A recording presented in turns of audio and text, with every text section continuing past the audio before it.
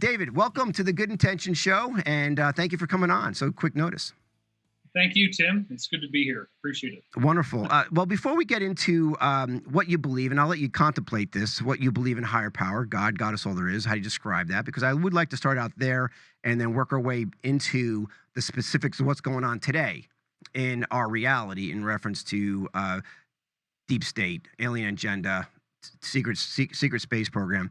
But let me just mention one thing here. I know you are actually the headliner for Dimensions of Disclosure coming up on the 23rd to 25th, and it's in Ventura Beach. I know you're very excited about this, but you have some really great characters who will be joining you, people who are involved in this type of information and sharing. I'll mention a few, but I love the fact that you're really kind of pull this type of people to this actual event where it's just not being, disclosure is not being shared. I mean, this is one thing that we know what's going on is censorship on all levels, mainstream media, censorship on entertainment industry, censorship around the world. And it's getting worse on Google, getting worse on Facebook every day. And so to host an event like this and to have these brave souls, such as Robert David Steele, your wife, Elizabeth Wilcock, Beth Wilcock, Laura Eisenhower, Saka Stone, you have Dr. Michael Sala, you have so many more who are coming. But these really, to pull this, and I know everyone, you know many of these people, and you really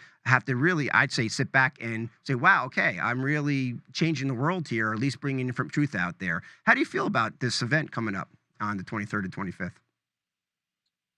This is probably the most well-chosen group of speakers that I've ever been involved in, because it was very deliberately picked as a statement of the evolution of the investigation of UFOs, ancient civilizations, higher consciousness, and suppressed knowledge.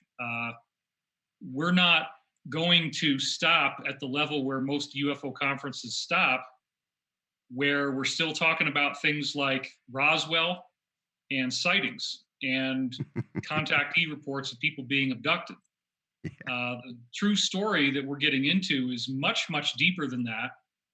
And it essentially involves a genocidal, satanic, deep state cult that runs the world, which has, a lot of people are aware of that to varying degrees, go back to the JFK assassination, but then to understand that the crown jewel that they've purchased with all the money they've stolen from us is actually a colonization of our solar system. They already have space travel far in excess of what we take for granted. They are already on the moon, they're already on Mars, they're already on various other moons in our solar system and outside our solar system. Let me stop you right there real quick here. Sure. For a lot of people hearing for the first time, that almost seems unbelievable. But I will say, talking to Billy Carson, where he said, you know, Tim, we have technology, maybe not in the mainstream, but we have technology. Certain humans have access to technology that's 300 years more advanced than what we, and maybe more than what we're sharing today. But you believe this, and I know you have evidence and research to prove this. But for somebody hearing this for the first time, how do you, like, do you empathize? You have compassion for them to say, this is just too much, David, I can't believe this? Oh, absolutely. I had a real hard time at first in 1993 when I was reading Richard C. Hoagland's classic book, Monuments of Mars, and I'm looking at pictures from NASA that very clearly show artificial structures that were clearly made by an intelligent life form of some kind on the moon and on Mars. And once you have seen those pictures and once you understand the science behind them, why would there be, for example, ruined glass-like domes on the moon? Well, maybe at one time there was a group that had those domes intact and they had put an atmosphere inside, and then you could live on the moon's surface with trees and rain and water and cities and people going around living their lives on the moon. It's amazing when you actually couch it that way, how it's just our use of our imagination. But if we had access like many of these people do, and as yourself researching it, you find the deep state, you find this secret space agenda that really is going on. And when people go past the surface of it, there's so much information they could gather. But let me just back up 1 second here. So Sure. you guys, you'll be sharing this information and much, much more on live stream, and also there in person. But live stream, you guys will be sharing that with the world. on August 23rd to 25th, and people could go to dimensionsofdisclosure.com to actually purchase live stream to see and hear all this information all at one time. That's right, Tim. And I do want to add an additional caveat here, and that is there has always been a disappointing discrepancy between the live streams that happen at the conferences that I've done in the past and what you would see at a given TED Talk, let's say. Right.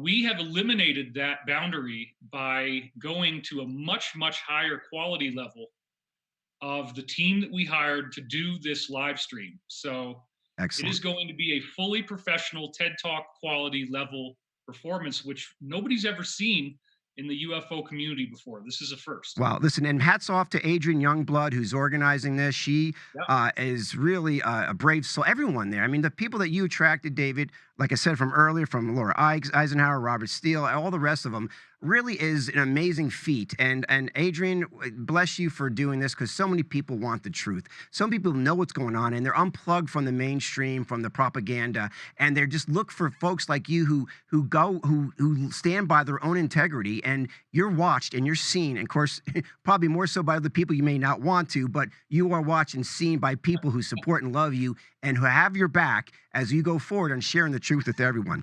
So let me start out here, David, with a general question, because this is something I think a lot of folks in your circles, in your view, you get so focused on the details, which are inarguable, you know, and they're facts, they're research, the facts. You could go verify it yourself, you know, but for David Wilcock, what is your belief right now, after all this you've learned over all these decades? What is your belief of a higher power, of God? There is nothing else. And the universe itself is an awareness that has projected into a material illusion of billions of galaxies, where in turn those stars have planets and those planets have intelligent life. The intelligent life that grows on those planets, up until you reach a certain stage, appears to think that it's separate from the universe, separate from other beings. And that is an illusion that the universe created for the process of our consciousness evolution. So as we become more conscious and more aware, we ultimately realize there is no separation boundary between our skin and the air around us and the universe and the others that we see. Once you understand that fundamental principle, then you realize that the law of karma is indeed a universal law, because what we do to others does directly affect ourselves. So then it becomes a very interesting process where you're looking at the world and you realize that everyone around you is asleep and they're unaware of the cause and effect relationship between their thoughts and actions and the things that then come back to them in their own lives. Right.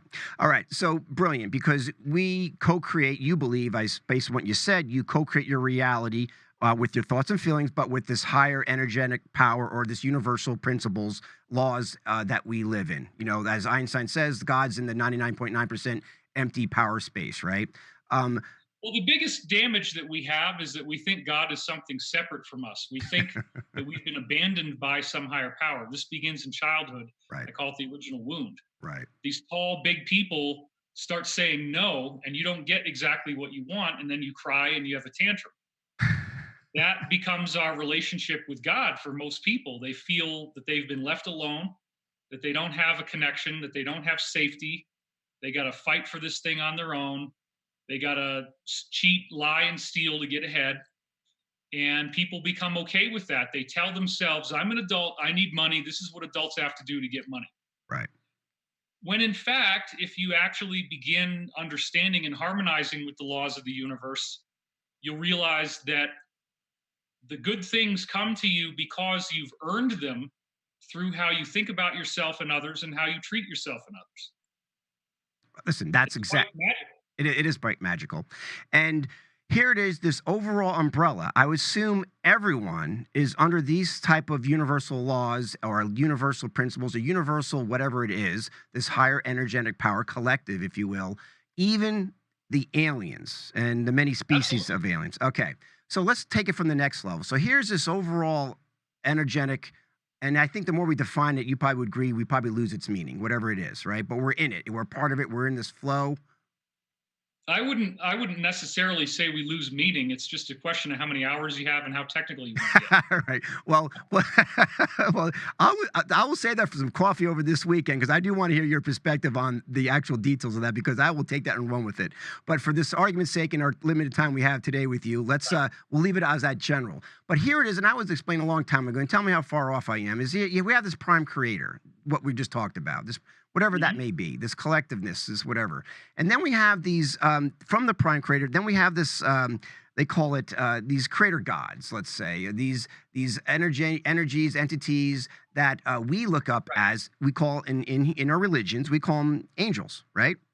Many people call them angels, or whatever the case may be. Or demons. Yes, Yep. there's both. Okay. Yeah. So how do you describe that from your knowledge, or what you learned in reference to the alien agenda? What's going on? Do you see angels as aliens, good aliens, bad aliens, good angels, bad angels, or do you mix the two? Or are they separate in your perspective?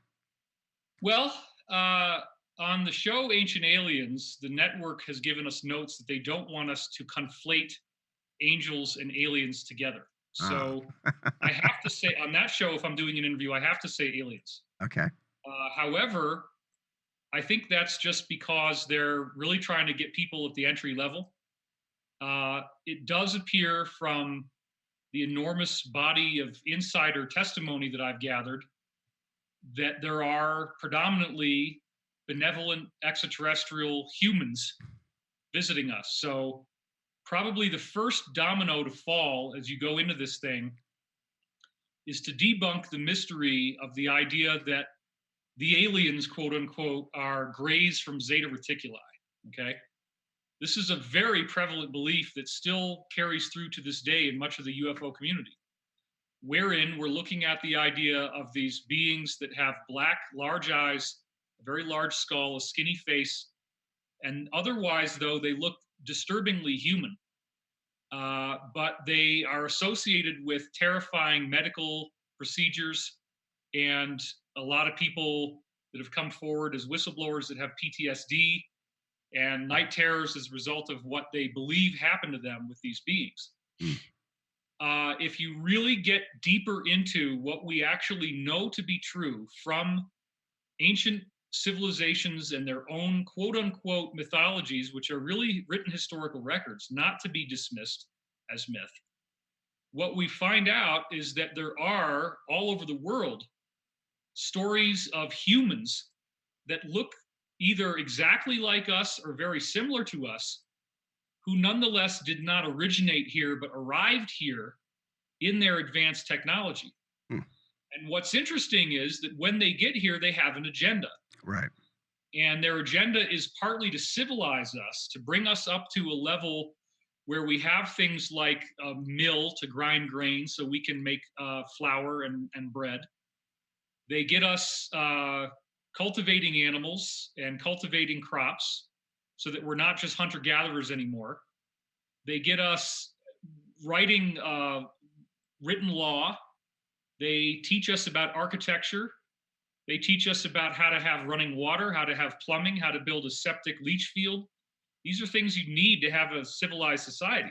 Hold that thought, David, because we're going to take a quick break. And when we come back, I want to pick up from there exactly where you left off, where we have you basically this humanoid alien race, whatever, that actually has come here more of a benevolent approach, or at least from their perspective, benevolent, where they're here to share and help humanity become a higher self, or more of a spiritual understanding who we are. And then we also have this reptilian agenda, or this alien demonic, or whatever you want to call it, almost like two civilizations that have approached the Earth, the good Earth, from a humanoid perspective, and then from a reptilian perspective. And let's define from that point on, and we'll bring it to where we are today. But let's start right there when we get back from break, guys. We're talking to David Wilcock.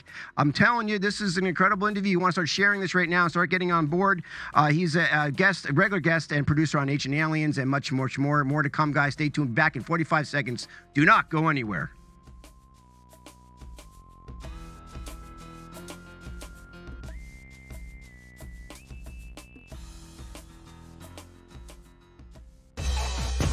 Download the UI Media Smart app at uimediaapp.com to watch and listen to all your favorite shows anytime from anywhere in the world. Shows that enrich, entertain, educate, and feeds the conscious cells throughout your body. We bring you never heard before topics in health, inspiration, music, psychics, numerology, current affairs, controversies, and much, much more. So what are you waiting for? Visit www.uimediaapp.com and start raising your frequency now.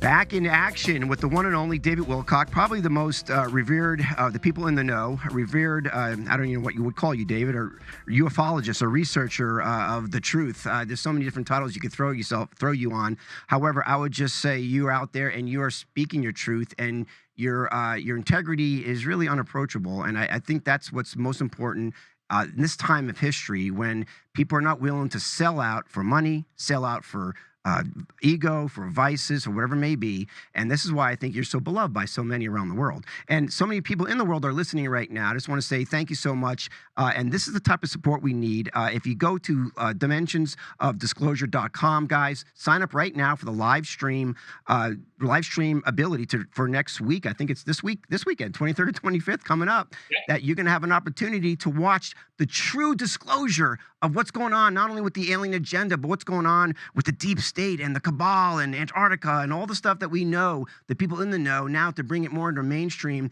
And it's going to be classy and very well done too as well. So definitely check it out. Again, Dimensions of Disclosure. And also check out our app, uimediaapp.com, and learn about what we do at the UI Media Network in addition to, because we are talking to our similar ilk here. So Dave, we left off about these two, I don't want to say they have civilized the world, but they have come up with different agendas.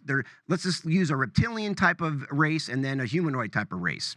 They must have been fighting with each other. Is this the fall? Is this like the dark angels and the good angels, or can we equate that, or is that going too far? No, not at all. Not at all. There are very adequate historical records of this, and I think what's been overlooked the most, perhaps, is the Hindu Vedas, where there are names for reptilians. They're called Rakshasas, or they're also colloquially, like, slang, they're called snakes. But then you say, well, wait a minute, these are not snakes. They're people who look like snakes. They have names. They have very strange, kind of evil sounding names.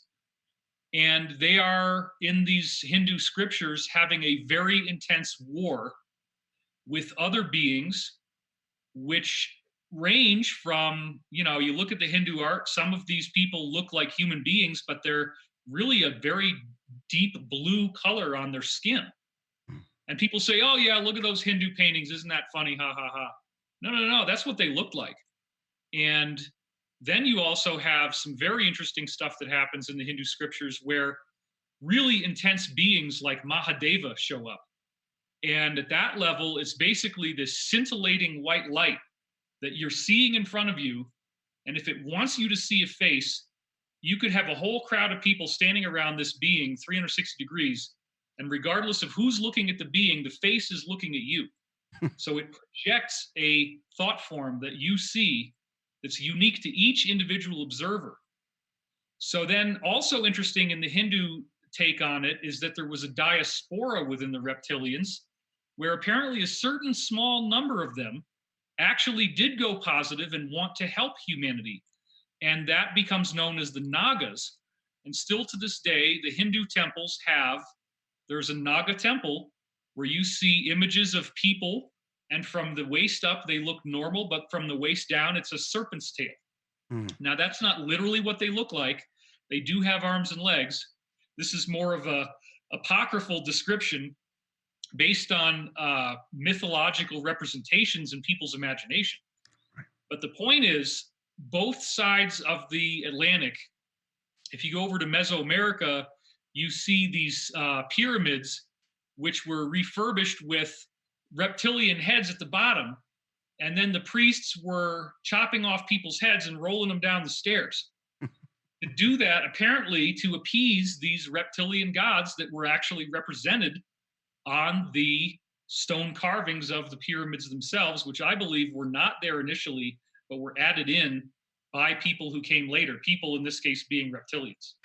Fascinating. And so as we unfold and we look back not only in Hindu religions, but now you bring in some of the more modern religions such as Christianity or Islam, you see a certain connection, but the dialogue perhaps changes maybe from specific to more general of the serpent. Don't listen to the serpent, but listen to listen to God or whatever it may be. And here, is there equating it to the reptilian serpent, to the humanoid beings that are here? But my question to you though is it that black and white, or can these reptilian serpents there be ones? Because yoga has come from this, stillness has come from this, many things that has brought to the different cultures from this reptilian agenda. Can there be healthy, positive, loving reptilians versus healthy, negative humanoids that are out very selfishly out for themselves? Is there a mixed bag like Sure. humans? We'll have to widen the aperture a little bit here to discuss that, but that's fine. Okay. Part of what I have in my stable of information is testimonies from a variety of people who proved to me that they worked in highly classified government projects. And specifically, there is a kind of watermark that you can reach in the insider world called cosmic top secret. And at that point, you're now considered to be 35 levels of need to know above the President of the United States. And that seems really crazy for people to understand, that the president himself or herself, if it comes to that, hopefully not Hillary, just leave it there, okay? But she's not running again, so thank God. I don't think she can, honestly. Oh, really? I mean, wow. I'd totally be down with a woman president, but does it have to be Hillary? No, Man, no, I'll take anybody else but Hillary on earth. Any other woman. Okay, just not Hillary, please. So you were saying that that with that agenda, with the you're broadening the scope here of good aliens, bad aliens, reptilians. Cosmic clearance. Cosmic right? clearance, yeah. Cosmic clearance is very important because once you get to that level, you are now part of what Rich Dolan has called a breakaway civilization. Right. He coined that term. It's a good term. What we're dealing with at that level is a very highly classified world that lives either in underground bases, of which I've been debriefed on approximately 265 that our military industrial complex is built. They hold about 60,000 people each. Mm. And there's a whole lot of stuff I could talk about with that. But then also, there are a series of flying orbital platforms that are cloaked. So they are actually in our atmosphere and they're very large. What you see in movies like The Avengers and in movies like Captain America Winter Soldier, that's actually true. They actually do have those. That blows my mind, because they bring this fantasy or this fictional perspective, which is more realistic than anything else, but it's promoted and couched in a fictional situation. So and I want to get to the actual agenda and the undergrounds. We'll get there on after the next half hour. But right now, from a perspective of, like I was told long time ago, if you want to understand the aliens, the different aliens we have, there's 13, 18 different maybe species. Some reptilian in nature. Many more than that. Many more than that. Some are more reptilian in nature, some more humanoid in nature. But they all come here with different agendas. And one of the things that explained to me, like when we discovered America, the English came with an agenda of colonizing. The Spanish came for gold. The French came for other reasons. So everyone has their own agenda. So I guess the most important agenda to me is our spiritual growth as humans. Because if you really look in the mirror, we're not from Earth. We're not terrestrial anyway. We believe you have a soul, right? We're probably from somewhere else or whatever it may be, another dimension, if that. But my question is, how do we vet out these many different alien species that are coming in? Some nature reptilian, some nature of humanoid, some good, some bad, some excellent, some not. I mean, it really seems overwhelming to understand what their agenda is. Is there something that we will discover within ourselves to be able to weed out and see the truth of what their true intentions are? Absolutely. To finish the thought on, and I'll segue directly into what your question was. Okay. When you start to talk to insiders who are at cosmic clearance or above, you find out that they are already a part of a breakaway civilization underground, orbitally and off planet, in which there are routine interactions with a variety of extraterrestrial species. Both sides of this extraterrestrial battle are fighting each other through us. And this is similar to the history of like the Korean War or the Vietnam War, where you have the Soviets arming the north side and the Americans arming the south side. It's too big, it's too crazy for them to fight each other with a nuclear war. So you get into these proxy wars, and there's many examples of this. Falkland Islands, so many, where you have different sides that are too big to fight each other directly, so they fight through intermediaries. So what's actually happening is that although there are at times cosmic battles, direct face downs between negative and positive ETs in the heavens, the predominant battlefield that they're fighting in is our mind. This is where it gets really interesting. Both sides are very intimately involved in what happens to us, and they are very interested in where we go as a society. The positive side is wishing to foster our spiritual evolution, to get us to become meta-human, in a sense, to become ascended, to have abilities like what we see in all these superhero movies, which is why they resonate with us so much, because we are heading in that direction. We're going to gain these Christ-like abilities. Those positive, benevolent beings, believe it or not, are completely hampered by our evolution. In other words, they're not going to proceed any farther on their timeline until we evolve. So they are totally dependent on us getting it together and figuring this out, or else they are stuck. The negative side is equally dependent upon us for their survival, but in the opposite way, where their entire vitality relies upon the sustenance from our fear, our terror, our anger, our depression, our sadness. All of these negative emotions actually, when we invoke those emotions, when we allow ourselves to experience them, there is a radiant effect. We're giving off an energetic field. And interestingly enough, these beings feed on that energy.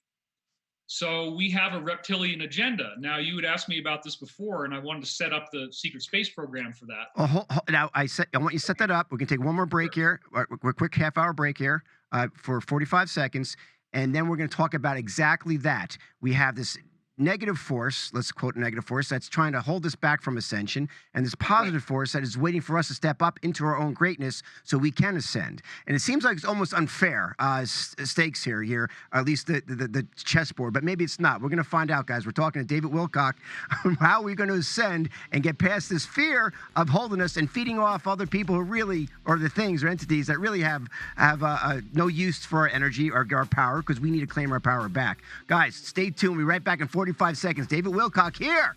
We'll see you in a minute.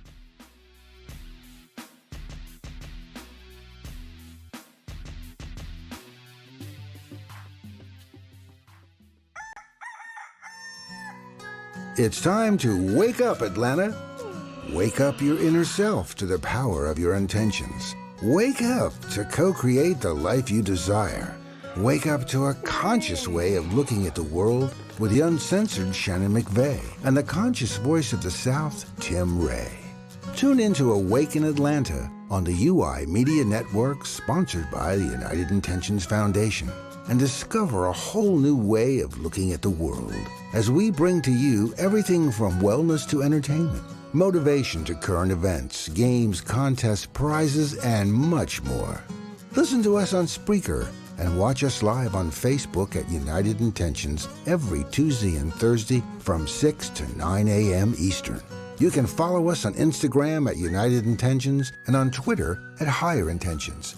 We hope to see you there.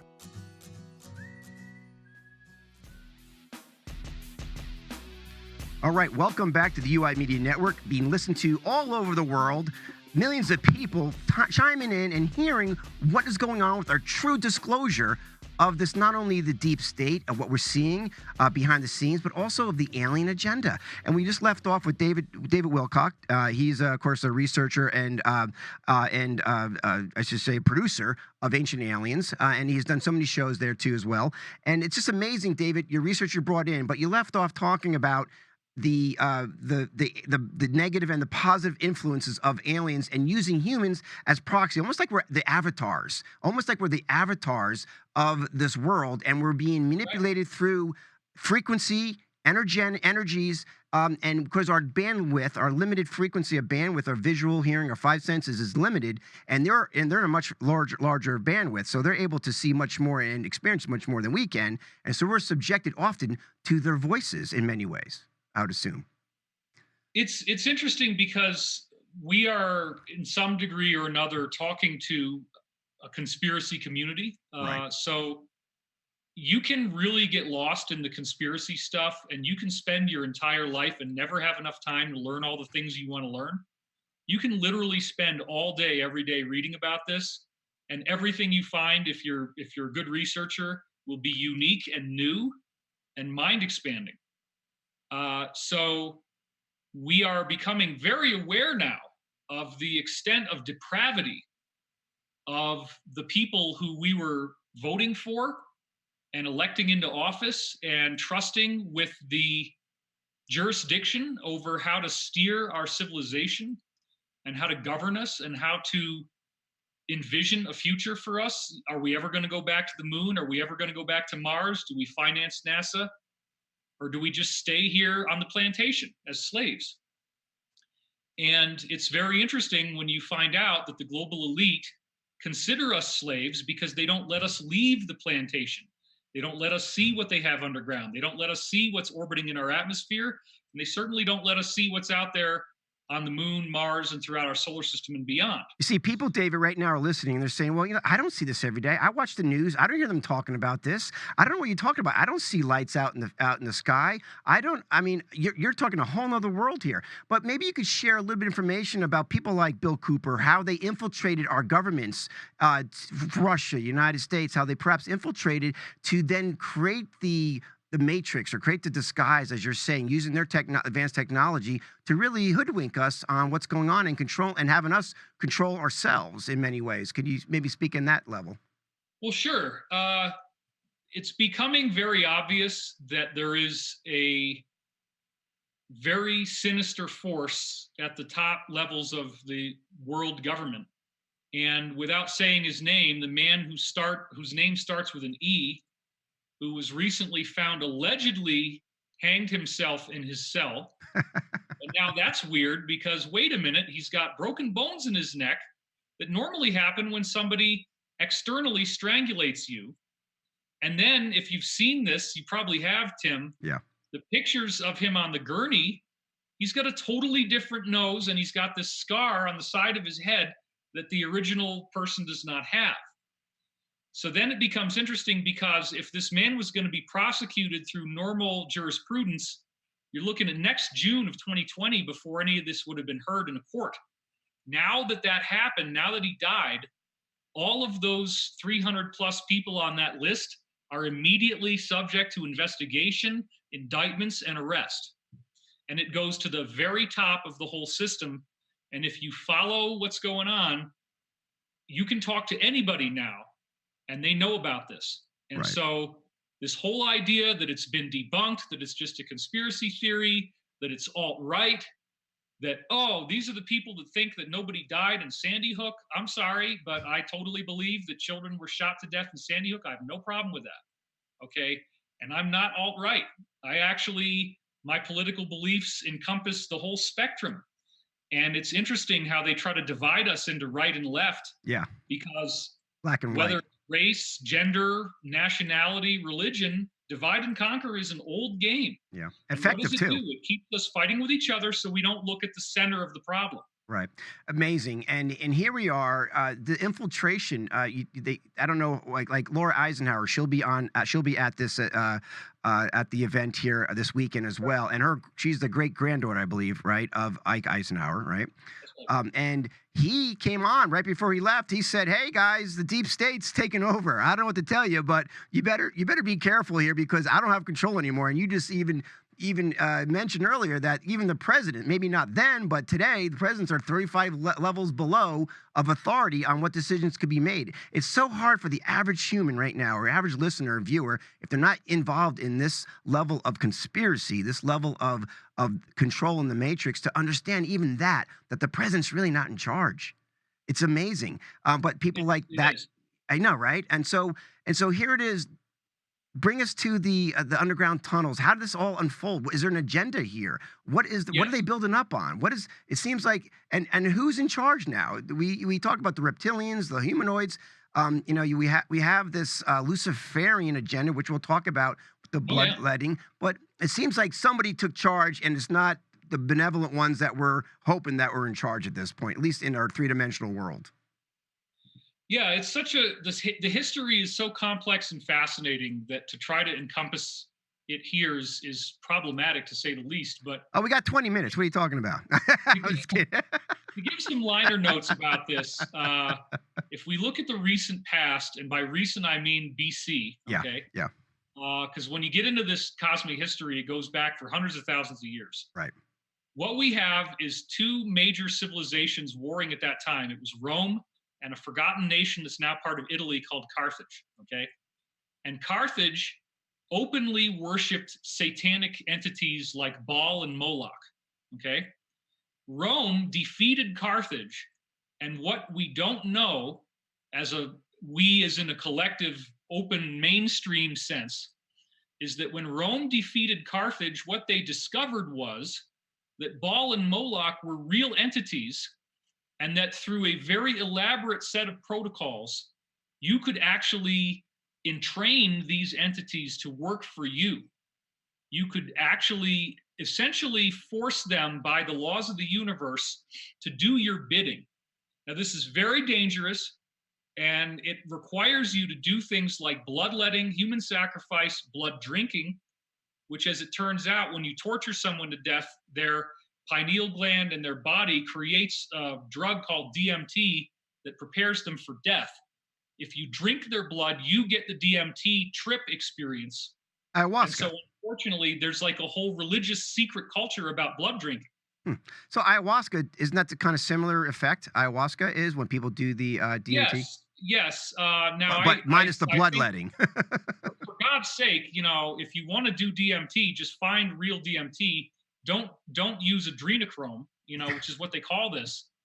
But the point is, in a blood sacrifice, there are these sacraments that they would do where they drink blood, and then they go into an altered state, and they use that altered state to do very interesting stuff like out-of-body travel, where they can, what they call time travel, they'll actually go backwards in time. They can do this psychically, occupy like a bum who's drunk and passed out in a haystack, get him to wake up and go kill somebody, and then the whole timeline you're on changes, and the only person who remembers the old timeline is the one who jumped into the bum.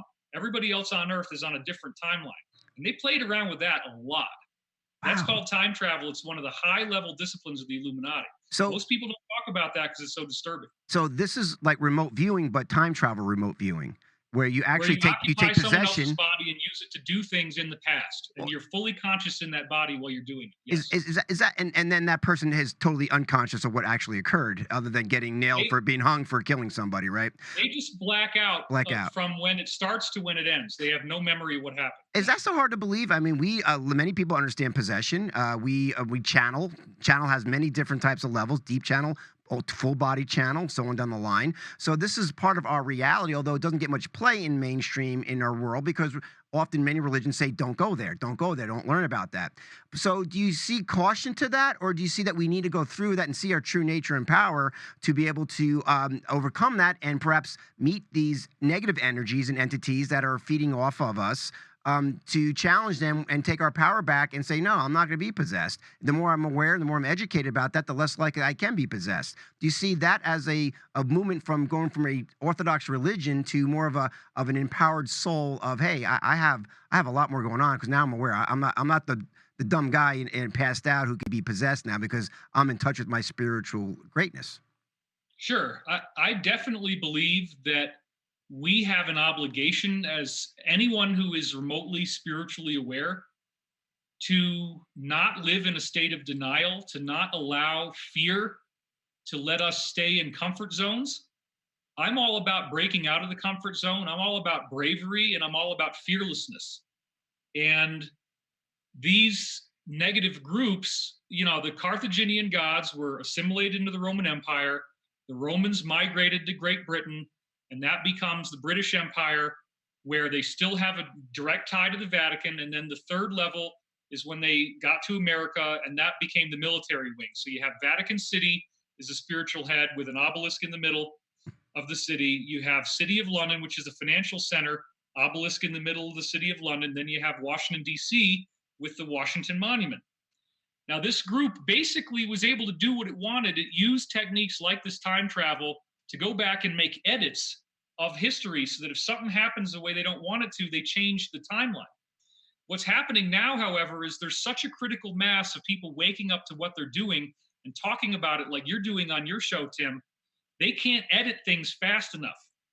And what it really comes down to is if there's one guy sitting on all the food in a room with people who are starving, and he's mind controlled all of them to fight with each other, and they don't look at the guy sitting on top of this mountain of food, and they're locked in that room, sooner or later they're going to see, here's that dude sitting on the food. Let's stop fighting each other. Let's go after him so we can start distributing this food so we're not dying. That's really what we're up to. There is an obligation, I feel, a soul contract that we all have to stand up to our oppressors, to stand up to negativity, and to actually be willing to look at information that makes us sick at first, that makes us feel revolted, and that gives us night terrors, panic, and anxiety. It's only by working through that you realize there's a lot more of us than there are of them. And they have done a very good job of controlling the narrative and denying us access to information. But with the free flow of information exchange on the internet, like what we're doing now, their defeat is inevitable. It's only a matter of time. Wow, wonderful news. In fact, very hopeful news. We're going to take one last break here, Dave, and when we come back, we'll bring it to our present time and what's going on with not only our secret space program, what's going on underneath the Earth. And Area 51 is probably vacant, in my opinion, but we'll find out what David thinks. Guys, we're talking to David Wilcock. He's a producer, researcher, Ancient Aliens, and much, much more. And he has a lot of events coming up. And we'll talk when we come back about Dimensions of Disclosure, where you can watch and hear him live and so many more this weekend. So check it out. We'll be right back. Stay tuned. So much more to come. Do not go anywhere. I'm telling you, don't go anywhere. We'll be right back.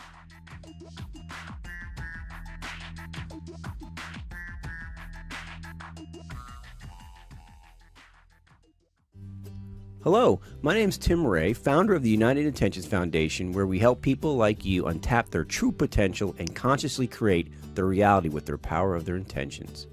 We're a 501c3 nonprofit foundation, and we need your help. Imagine a world where kids can be themselves and just create. A world where businesses thrive under mindful thinking. An education program that teaches people to tap into their mind and create their ideal world with no hesitations. That's what we are doing at the United Intentions Foundation, and that's what we are accomplishing.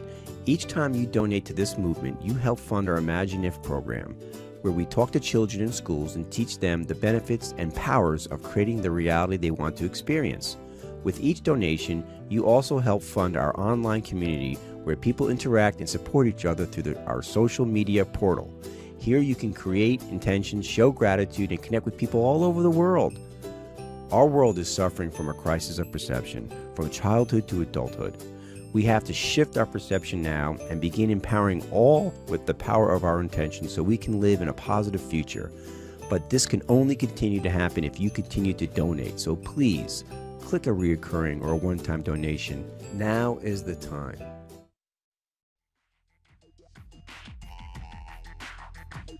Welcome back to the UI Media Network on the Good Intention Show. I'm Tim Ray, your host, and yes, I am sitting here across from Zoom with David Wilcock. He's a producer, researcher of Ancient Aliens shows as well, much, much more. And we left off talking about the reptilians and the aliens, and we're going to be bringing it to modern day. But do tie a little bit more into how reptilian energies are getting more involved and other energies involved, perhaps to help, help support to keep us suppressed, repressed, and not finding our own spiritual selves. Okay, so it's really important just to dial back a little bit when I was talking about Rome taking over Carthage and that the Carthaginians were worshiping Baal and Moloch. It becomes very secret, although the Carthaginians were doing it out in the open, and they had statues to Moloch, statues to Baal, openly sacrificing babies on funeral pyres in front of these statues. The Romans said, this works. This is a technology. It works. These beings exist. We can get them to do stuff for us. We got to keep this secret. We don't want to talk about this out in the open.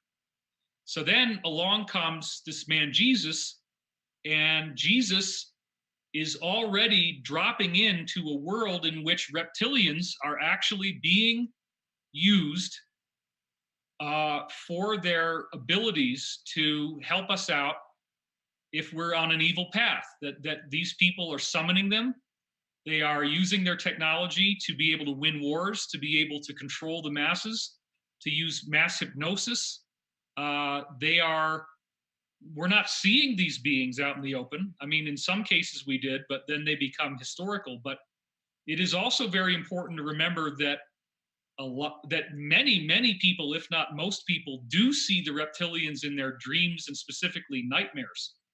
We are very aware that they exist on that level, and that is why the perception of demons and dragons is so consistent throughout various societies. They are very much active in our dream plane, and so what most people don't realize is that you have people in what we would think of as the high-level government circles drawing magic circle pentagrams on the ground with candles on each corner, anointing it with human blood, and summoning these things inside that they then can see like a hologram and say, I need you to go do such and such for me. And by your will, it is done. This kind of shit. I mean, it's sorry. Yeah, it's all right. It's true. I mean, this is what's happening. This is an old game. This is an old game that's being played over for thousands of years. And now we're seeing it now in our mainstream media today, David. We're seeing every show coming out, the witchcraft, Lucifer now is the name of a TV show. You got what's that group in where they eat people to live? What's that show called? I can't remember the name of it. But it's becoming mainstream. Santa Clarita Diet, right? Yeah, exactly. I mean, so it's so, and every entertainer, either MK Ultra or they've been mind controlled, and so it is so open. It's so open. That's part of the satanic ritual, isn't it? And motto is to do it in the open because people won't believe it. Do it right in front of your face. The highest level people I spoke to from what we would think of as the Illuminati. Yeah. Was I had as one of my insiders a guy who came forward who had been working as essentially like a broker and an assassin for the Rothschilds. Right. And he wanted to break away from all that. He felt that there was a lot that the world needed to know, and he shared it with me. One of the guys at Dimensions of Disclosure is Sasha Stone. Yes. And he is the main conduit, the main interviewer of Ronald Bernard, who is the most exciting Illuminati whistleblower to have come forward in years. Because here's a high-level banking executive who's talking about how he gets brought into these satanic ceremonies. At first, it's all about getting high and all these beautiful naked women and there's boobs in your face, and it's amazing, right? Yep. But then you find out, all this weird stuff that they're doing and the black candles and the masks and the robes and all that. Now that they've given me the good stuff and I've had some parties, now they want to bring me into child sacrifice. Yep. Now they want to bring me into blood drinking. Now they want to bring me into a satanic pentagram where we're trying to summon something, right? And that's the point where he just broke off. He said, I can't do this. And he's crying on the infamous videos. Millions of people have seen this. So you have to understand there's a lot of people that have come forward. I've had my own insiders telling me this crazy stuff. And the bottom line is the top Rothschild guy, and he was one of their top people, okay? Not just a sideline player, but a major political figure within that group, was speaking to me and told me they know at this level that there are rules that they have to play by.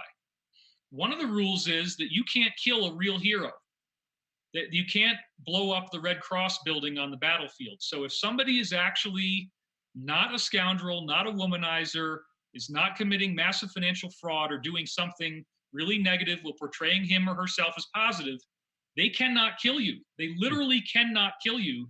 And so the whole art at that point is, how do you infiltrate that person's life and make them turn negative so that they authorize their death? Now, on the collective level, the way that the rules are the same. We have to authorize our own slavery, and they do this by using things like the all-seeing eye and the pyramid symbol on the dollar bill. They put it out there in front of you, and then we all get ostrich-like, and we say, I don't want to look at this. It's too scary. There's a monster under the bed. I know it's there. I'm not going to look at it. So we end up authorizing our own enslavement. We authorize our own tyranny by our laziness, lack of bravery, and fear, and lack of confidence that we could do this and not get killed. Well, I mean, it would have been important if they maybe when we're born they led with, guys, listen, you know, they can't kill you unless you really do something that's not truly authentic yourself. I mean, that's an important piece of information to know. I mean, I've always lived my life through positive intention ever since I was a kid. I'm sure whatever reason I led that, and trust me, I made many mistakes and done many things that I have my regrets for. However, never to the point that you were talking about I'd ever sell out my soul to bloodlet. And people have to understand, and David, that this is so insidious, what you just talked about earlier, this children sacrifice. I've researched satanic occults, and they're not them. They're possessed by other energies, these entities, these reptilian energies, whatever it may be. They allow themselves to become possessed, and then some who are not possessed have compromised their integrity so much through blackmail, through whatever that may be, that they sell their soul out every day. And I talked to people like Kevin Shipp about this years ago on the reptilian agenda and what's going on, and it was CIA, if there is ex-CIA, and he was talking about how, you know, it's such a, like, you're not connected to any compassion. You have totally allowed yourself to disconnect from God, to source, whatever it may be. And that's the only way these people are able to do this type of horrendous crimes. And what's sad is, and what's scary, but yet we got to face it, it's in everywhere. It's in our local Masonic lodges. It's in our local governments, and you know, not all Masons. No. I mean, I got to talk to a guy recently, who was a high-ranking member in the Pentagon. Actually, was involved in the alliance, auditing a lot of the cabal, and finding out how they were able to hide money through the balance between for-profit and non-for-profit, and then paying themselves to do these speaking tours for millions of dollars. But anyway, he made it up to 33rd degree in the Masons and said that it was Christian all the way, and there was nothing that he ever saw that would have upset his Christianity. Okay, so why is it getting a bad rap then, Mason lodges then? Well, because in the older versions of the lodge, first of all, you're not allowed to read books like Duncan's Ritual Monitor Freemasonry or Light on Masonry by David Bernard that actually revealed what the rituals and rites were, okay? If you become a Mason, you're not supposed to read anything like that. But if you do, which I have, like if you read Bernard's Light on Masonry, that's the result of a public trial against the Masons that took place in the state government of New York legislature. And what happened in that is we find out, like in 31st degree Masonry, they say you must crush the head of the serpent of religion. Right? Wow. So how do you do that? Well, they don't think that any of the religions in the world are good. They think that there is this half God or demiurge, and that all of us that think there is a God are actually worshiping a false God, which is bloodthirsty because it wants people to fight against each other. It hates sexual freedom, hence it wants us to feel repressed. And it hates science, hence it doesn't want us to look through the telescope. Well, wait a minute. Those are the actions of religious cults that were formed based around original leaders who were enlightened teachers. It doesn't mean that those enlightened teachers wanted us to have holy wars, wanted us to go killing each other, wanted to suppress sexuality, wanted to suppress science. That's stuff that the structures of human beings did after the fact. So was it co-op, David? Was it Yeah. co-opted? I mean, like many other organizations, they're co-opted over time, and they're misled down a road of towards that Luciferian agenda. And the true meaning is like religions. Like I'm sure even Christ was around. That was co-opted. His teachings were never really let out to be. Is that what usually happens to these organizations, like Masons? Yeah. Almost any time that we create a religion, we're in a huge mess, because ultimately all the great teachers were trying to steer us towards experiential knowing rather than worshiping a book, which is fundamentally flawed as soon as you write it down, because the experience of omniscient awareness that we all have, we are the awareness of the universe. And when we become inspired, we touch parts of that. That is a purely personal experience. And the minute that you try to concretize it into words, you're automatically losing a lot of the value of it, which if someone has a near-death experience and they go to the other side, now they get a direct knowing of what this mother light or this home really is. It's not the home you grew up in. It's not the home you have now. It's a much more important home. And from that spiritual perspective, these negative forces are very ignorant. They really have gotten extremely confused. They don't understand what's really going on. They don't understand that they will be paying off the karma for the things they've done for millennia, multiple incarnations that it takes for them to work off, because everything you do to someone, you have to experience. So in a sense, it's like these cabal people, these Illuminati people, they're disabled, they're spiritually disabled, and they're not aware that all these things that they do that they think are so cool and so amazing, and look at us, look at how evil we are, we're so enlightened. Man, you're going to be paying that off for thousands and thousands and thousands of years. You're going to have one crappy life after another where you're like a little kid who gets stomped on by a horse, and then you come back and now your legs are all messed up. And it's just unbelievable what you have to go through to balance this stuff. It's almost, David, like I feel like I have compassion for them, and maybe that's a perspective we need to look at rather than fear. Oh, we can take one more break here. More of David Wilcock. He's staying over for us because he loves us and we love him. How about that? And we're going to be talking about what we can do. Let's talk about some solutions. Maybe the answer is in compassion and unconditional love, and what we could do to help embrace and raise up consciousness, even with the ones who have lost, even the ones who are not here, the ones beyond the veil. Maybe we can show compassion there as well. Can we? I don't know. Let's find out. We're talking to David Wilcock, guys. Once live right now, David Wilcock. Start sharing this. Get this out there. World, we are here and we are changing the world right now as we speak. We'll be right back.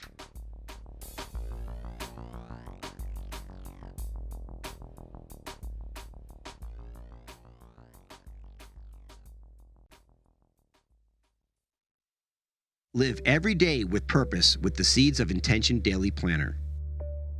A goal is just a dream until you write it down. Now, the awesome thing about writing things down is because in a year's time, you can see all of the specific things that are actually in your life right now. You can really chronicle the progression of the relationship and how you got from one goal to the next to the next. To learn more, go to unitedintentions.org and click on Shop and make the commitment today to make the authentic change.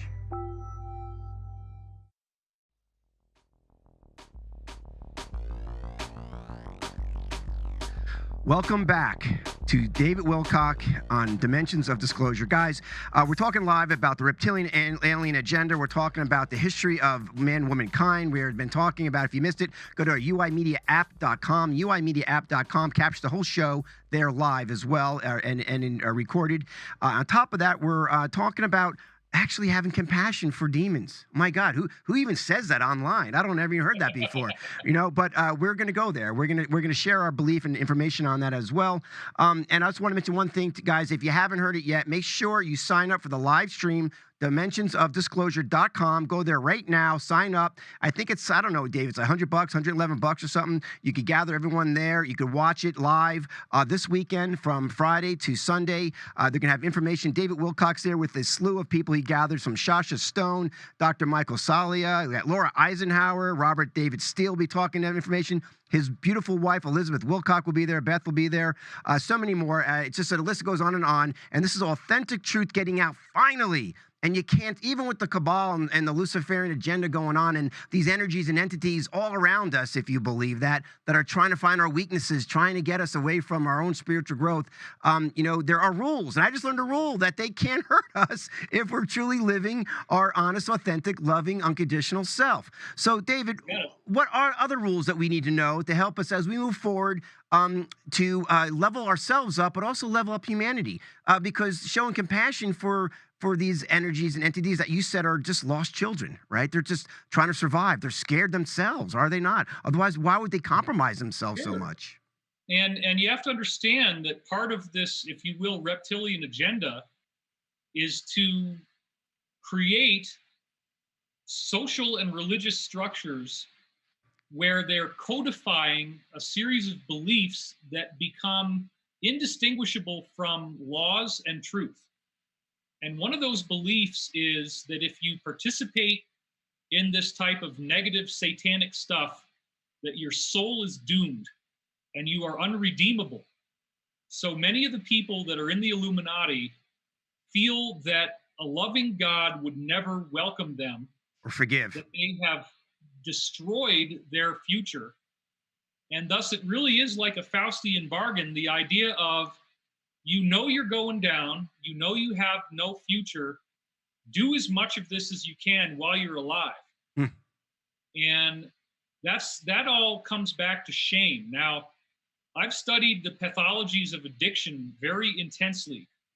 I have been free from drug and alcohol addiction since 1992, 27 years. So I've had a lot of time to meditate on why do we use intoxicating substances and how does that help us to overlook things like shame. So when you go into addiction research, the life of an addict is really marred by the hidden. The main problem with the life of the addict is all the secrecy, all the lying, all the hidden information, hiding it from everyone, hiding it from your own beloved, your own partner, and ultimately actually hiding things from yourself, hiding your own weakness, hiding your own fear, hiding your own insecurities, right?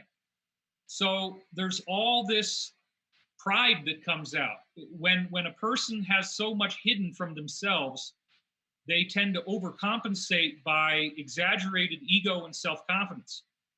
Whereas once you have really understood your position in the universe as a fully functioning hologram of the Creator, that you are a being of infinite worth and infinite power, no longer do you need to feel ashamed, because shame is actually ignorance. Shame is the result of you not understanding that you are fully accountable for what you do, that everything that you do negative to someone else is immediately paid off or will be paid off in the future. At that point, it becomes wise to decide to stop doing things that are going to hurt other people so that you limit your suffering, because you have a credit card that you must pay off. And you can't rack up that balance without paying it down. Yeah. So, like, karma. You're not unredeemable. You're not just doomed for all eternity and burning in hell. So what you're saying, David, is, as this illusion of selling your soul to the devil, as they say, and in Hollywood, Right. Hollywood and the contracts from the Rothschilds down, the Bohemian Grove, the circles, the bloodletting, the commitment, the murdering of somebody very special to you to get you in that blackmail modem, as well as ritually, energetically, it gives them power, the focused power, whoever is the high priestess in those moments of that situation, is all for nothing. At any time, you're saying that they could turn to that higher, loving, unconditional power and be forgiven and leave that environment and change their lives by long as they step up into what they did and they own it. Absolutely. I think one of the most powerful acts of redemption that a person can do is to come forward as an insider and to fearlessly choose to share what they know with the world. That alone creates an enormous amount of karmic absolution. They may still have some refinement that they're going to have to do later on, but an enormous amount of karma can be discharged by coming forward. And there are so many examples throughout time of people who were criminals who then become saviors. Look at Milarepa, right? The time of Milarepa was one of the Buddhas, and this particular individual was a psychopath. He was a mass murderer. He tortured people. He enjoyed it. And yet in one lifetime, he became fully enlightened and fully embodied Buddha awareness. Another classic example from the Christian perspective is the conversion of Saul of Tarsus to Paul the Apostle. Saul of Tarsus was about as bad as you get as a person. He did everything you're not supposed to do. And he had a redemption. He had a realization of the error in his ways. And by choosing to become a great messenger for truth and justice and freedom, he ended up totally washing himself clean. You can get cleaned up. Sure. And it's sad that the cabal teaches all their people that they are unredeemable. This is why, if you want to be a politician, they force you to do pedophilia. Yep. Because then you feel you're unredeemable. And they don't even, it's not that these people even really like to do it necessarily, it's that they have to do it. And so, little Jeffy's Island there, what is he doing? He's taking pictures of you, all for blackmail. All this stuff is going to come out. So we're about to have a global vomiting, a global dark night of the soul, where all of our worst fears come true. It's starting to happen now, but It's still under the bed. Right. It's not going to be under the bed very long, folks. It's going to be public. It's going to be something everybody knows. The world was being run by a satanic cabal.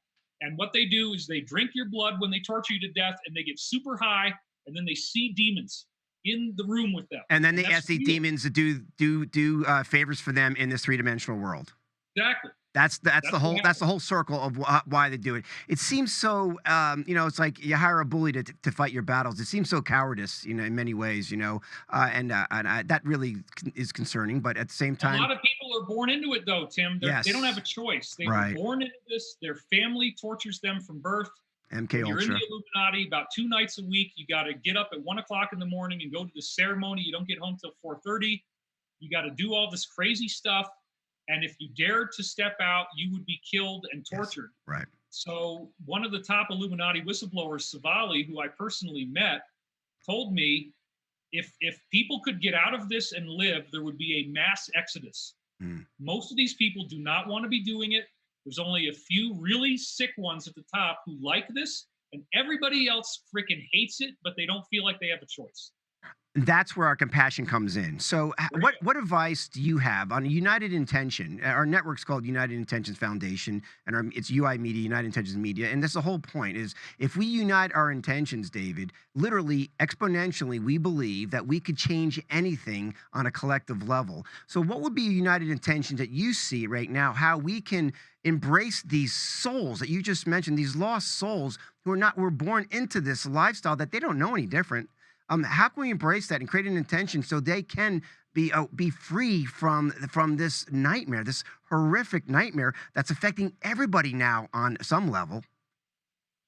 All right, I'm going to answer your question in a way that might seem paradoxical or that I'm dodging, but I'm totally not. You have to understand the principle of the hologram. Okay. You can pop up a holographic plate that would show you an image. You can take any small piece of it, hit it with the same beam of light, and you get the same image, although dimmer. And what this ultimately refers to also is the principle of fractals, like the Mandelbrot set. You zoom in on that, and you keep seeing Mandelbrot sets more and more as you go in. We ultimately are all holograms of one another. Therefore, this is why the meditation effect works. You get 7,000 people together. They meditate on universal consciousness, peace, love, and understanding. The whole world has a 72% reduction in war, crime, terrorism, fatalities, all this crazy stuff, domestic violence. It all goes down because people are choosing to be happy in a separate location. You're not consciously going in there to the guy who would have picked up the gun and shot somebody and saying, "Hey man, put the gun down." You're doing it energetically. So that's only if you will, and it's kind of aggressive for me to say this, but it's only a superficial understanding of how this works. The much deeper understanding is that we are going through a global dark night of the soul. Everyone is being brought to their knees right now, having maximum challenge, maximum difficulty, maximum upset, financial adversity, personal adversity, relationship adversity, spiritual adversity, emotional pain. The greatest thing that we can do to heal the planet is to heal ourselves. That is the angelic agenda, that through your own personal healing comes the liberation of planet Earth. Therefore, I want you to get interested in looking at the blockages in your life, looking at the areas where you haven't loved yourself enough, where you haven't forgiven yourself, where you are still dominated by shame and by programs in your subconscious mind from trauma that you experienced before. Get out in the woods, pick some weeds, literally get your hands in the soil, plant a garden, and go out in nature. We are stuck in our machines, we're stuck in the internet. I've been spending so much time out here in nature, and it's really been very beneficial for me to meditate on self-acceptance and self-forgiveness. That's really the key that saves the world. Beautifully stated. David, do you believe that this darkness, this satanic ritual darkness, that it's almost unheard of what they do, is all part of the divine insanity that we're supposed to experience, so we are forced to go within ourselves to find that divinity? Apparently, in the early stages of the universe, people at our level of reality, third dimensional reality, did not have a veil between their mind and the higher consciousness.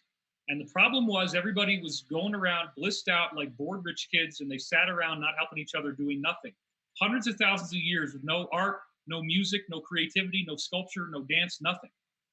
Once the higher forces got the idea to create a veil between the conscious mind and your higher self, all of a sudden, people start evolving much faster because now they're in the dark and they're looking for a light. But along the way, with the veiling comes the opportunity for negativity to exist, the opportunity for people to actually believe there is no God, and therefore in the darkness, they make these bad decisions that affect them in a very negative way for millennia. So the arrival of negativity did actually speed up universal evolution. And the really sad part is that everybody who participates in that negativity is fully accountable for what they do. They're going to have to pay off every last dime. So yeah, they are kind of ignorant in that sense. They've got a very elaborate spiritual system that they think is real, but it doesn't acknowledge the most basic fundamental truths that you will find in meditation. That's what we call ageless wisdom, the knowledge that just downloads to you when you go into a state of meditation. Wonderful. And, one last question, because I know you got to get going here, is that with all this incredible wisdom you just shared, and embracing this darkness, loving your enemy, loving the darkness, understanding that it's compassion that's really going to transform us, especially the compassion from within. To give us even more hope, David, do you believe that there is this federation of loving entity souls out there in the cosmos are waiting for us to meet them? And if so, is this the process we have to go through to get there? Oh, yeah. My life is very interesting in terms of how far along that curve I was able to go, beginning with weird dreams as a kid of spaceships and beings in robes that were very loving and spoke to me very lovingly. And then I started practicing lucid dreaming in high school, and I began flying around outside in an out-of-body type of state, and I'd get picked up by UFOs. At that point, thinking it was nonsense, and I'd laugh at them and say, "You're just a product of my subconscious," and they'd still try to talk to me and tell me things. And then when I got aware in 1993 that UFOs really do exist, that NASA's hiding this, I became aware that, okay, these extraterrestrials are angelic. They do have a positive agenda. Some of them, most of them do. And I started to write my dreams down every day after I got sober on September 21st, 1992. And what that led to was ultimately having telepathic contact with these beings. And so for actually 8 years of my life, I gave people intuitive readings. And it was very common that when I would be speaking on behalf of these higher forces through the phone, people would be crying and crying and crying because it would read their mind. It would tell them all kinds of great stuff about their past and about, I had one lady who had written a bunch of songs and it actually quoted her song lyrics, which I didn't even know she was a songwriter. It actually literally quoted the song lyrics and told her what they meant spiritually, which consciously she didn't understand. So I had to learn how to not get knocked out of trance by the sound of people crying. Wow. Because it was so common that they would cry. So you had contactee experience, not abduction, but absolutely. yeah. And I have continued to practice daily dream work for 27 years. I continue to have access to higher consciousness through things like synchronicity and meditative states. And I'm very aware of who I am and what I'm supposed to be doing on Earth. And some of that mission involves rest and recuperation. I think one of the problems I might have had is that I work too hard and I don't take enough time to breathe. So I've been doing a lot of meditation lately, and I feel a lot more centered than I was and a lot more confident about the future.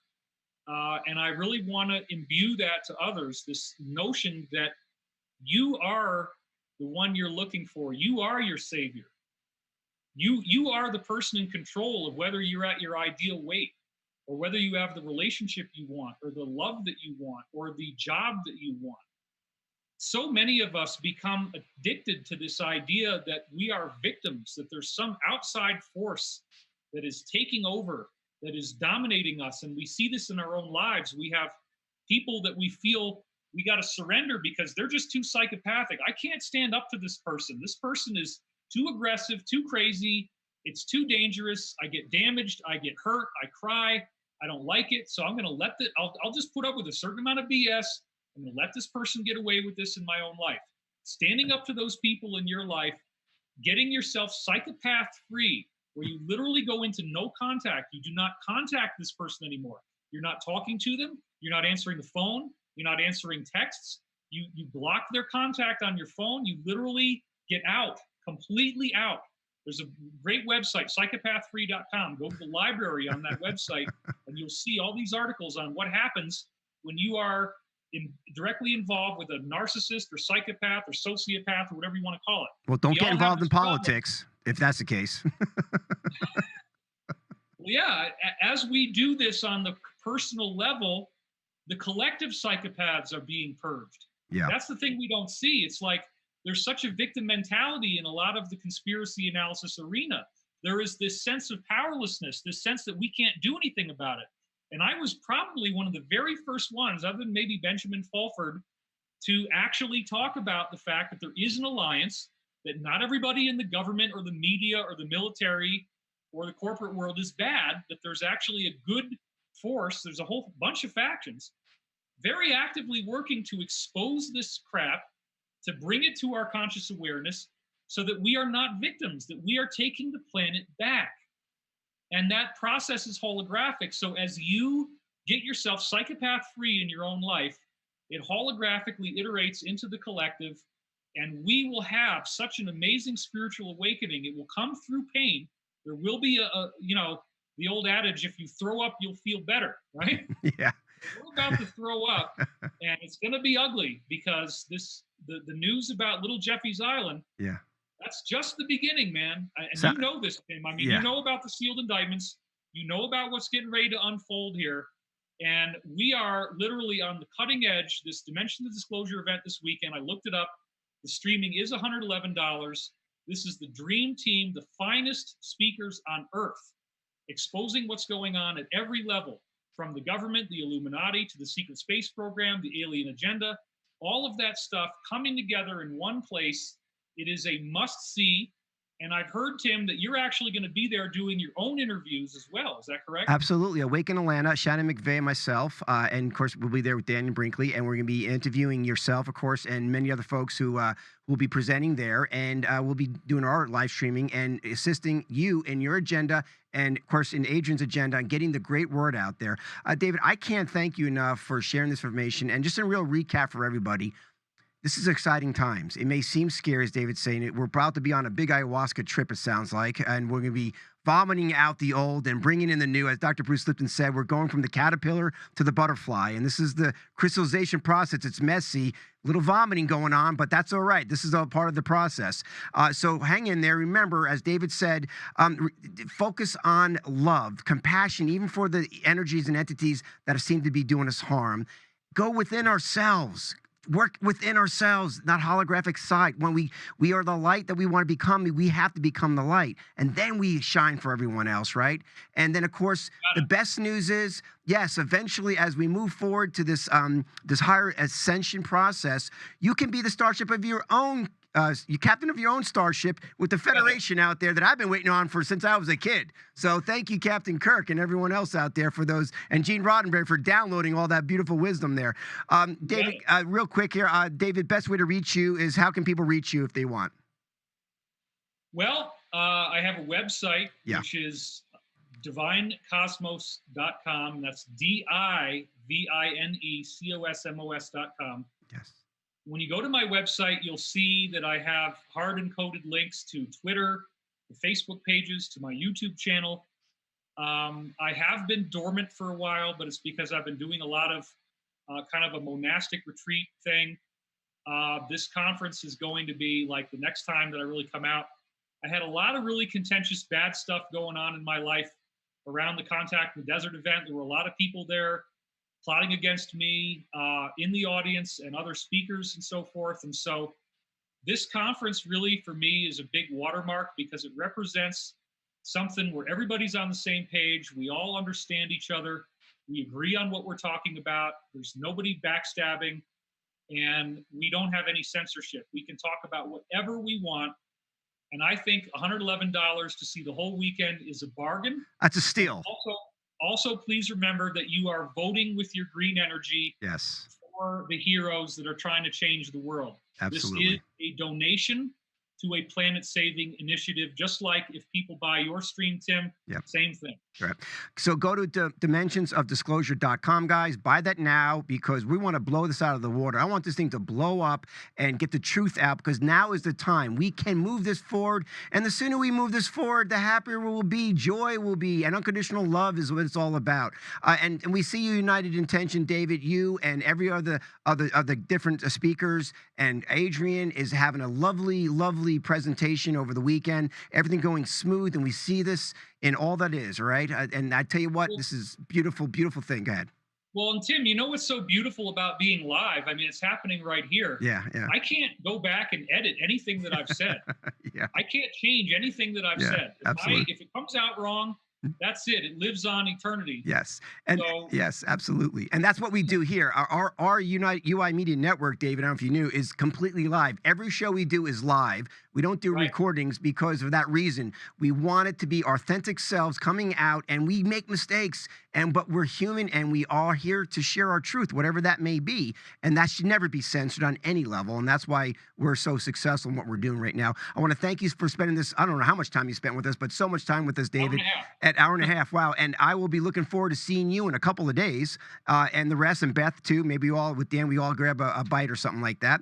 And what an inspiration. I want to thank you for everything you're doing. And guys, don't forget, go to dimensionsofdisclosure.com. Also, if you want to see this program, go to uimediaapp.com, uimediaapp.com. Put that in your browser, put that on your home screen, and hear all the truth coming out on our network. And we are here to stay. And I'll tell you what, with people like David, I am so hopeful for a future. I can't stand it.